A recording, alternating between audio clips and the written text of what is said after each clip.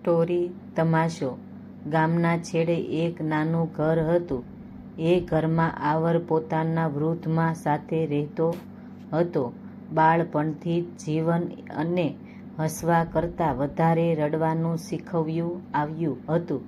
પિતાનું વહેલું અવસાન, ઘરની જવાબદારીઓ, અભ્યાસ વચ્ચે મંજૂરી અને પછી શહેરમાં નોકરીની શોધ, દરેક પગલે જીવનને અને કસોટી આપી હતી.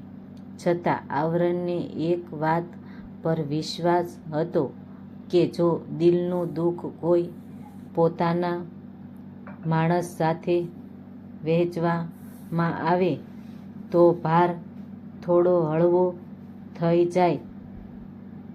શહેરમાં નોકરી મળવ્યા પછી શરૂઆતના દિવસોમાં બધું જ સારું લાગતું હતું.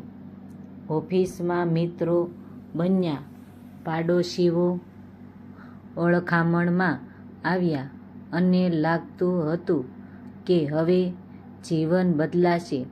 પણ થોડા જ સમયમાં મુશ્કેલીઓનો વરસાદ શરૂ થયો. કંપનીમાં પગાર મોડો થવા લાગ્યો, માની તબિયત બગડી ગઈ હતી, હોસ્પિટલના ખર્ચા વધતા ગયા, ઉપરથી બેંકની લોનનું દબાણ. અંદરથી આવરણ ધીમે ધીમે તૂટી રહ્યો હતો. એક દિવસ ઓફિસમાં ચા પીતા પીતા એણે પોતાના મિત્રોને કહ્યું, ઘણી મુશ્કેલીઓમાં શું યાર સમજાતું નથી, શું કરું? બધાએ સહાનુભૂતિમાં બે શબ્દો બોલ્યા. કોઈએ ખભા પર હાથ રાખ્યો, કોઈએ કહ્યું કે બધું જ સારું થઈ જશે. આવરણને લાગ્યું કે ચાલો, મન થોડું હળવું થયું.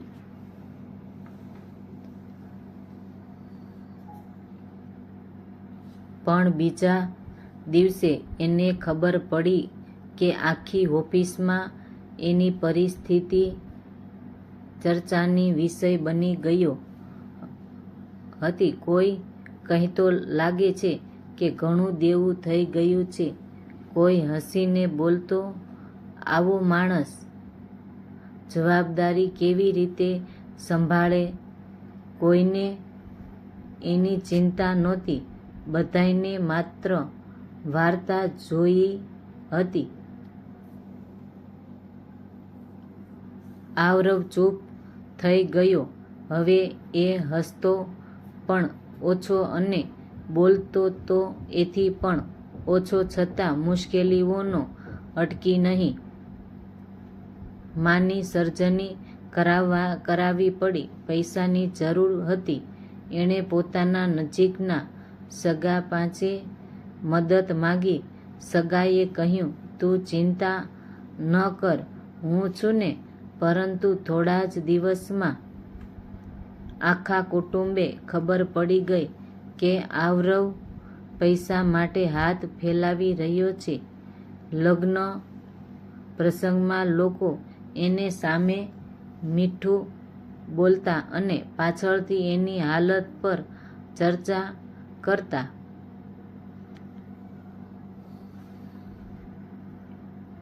એ રાતે આવરવ હોસ્પિટલની બહાર બેન્ચ પર બેઠો હતો. આંખોમાં ઊંઘ નહોતી અને મનમાં હજારો પ્રશ્નો હતા.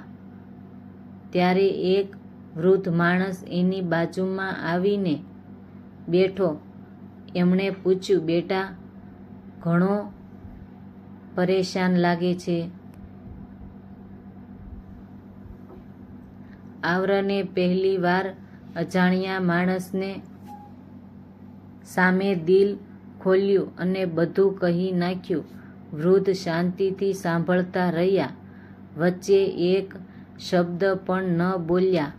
વાત પૂરી થઈ ત્યારે એમણે માત્ર એટલું જ કહ્યું, દુઃખ કહેવામાં ખોટ કશું નથી, પણ કોઈને કહેવું એ સમજવું સૌથી મોટી સમજદારી છે.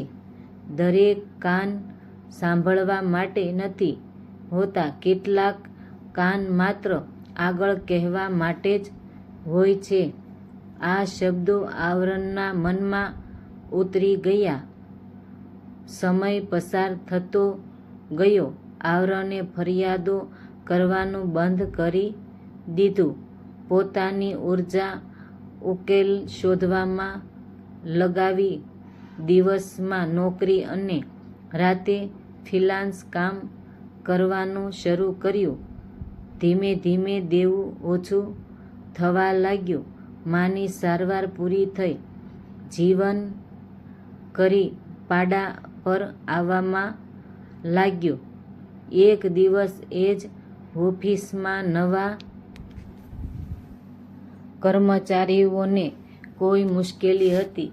બધાએ એની વાત સાંભળીને હસતા હતા.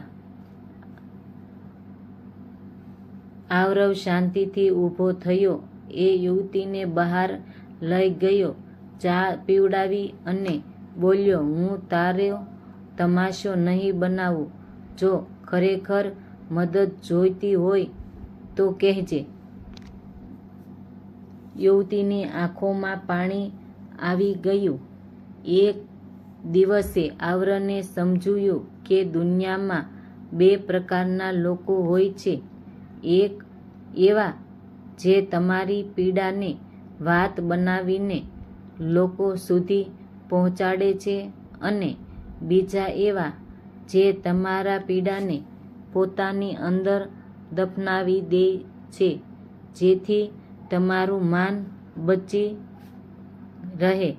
વર્ષ પછી આવરણ સફળ માણસ બન્યો. એક કાર્યક્રમમાં કોઈને એને પૂછ્યું, તમારી સફળતાનું સૌથી મોટું રહસ્ય શું છે?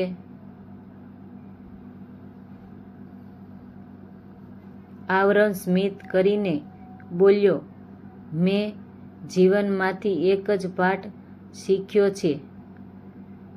લોકો કહે છે કે તકલીફો કહેવાથી ઓછી થાય છે, પરંતુ મારો અનુભવે શીખવ્યું કે દરેક માણસ પાસે દિલ નથી હોતો.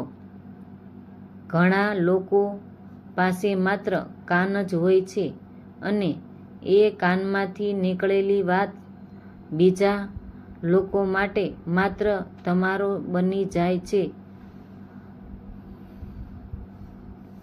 તેની દુઃખ જરૂર વહેંચો, પણ એવા માણસ સાથે જે તમારું આખું ઓનું વજન સમજી શકે, તમારા શબ્દોનો વેપાર નહીં કરે.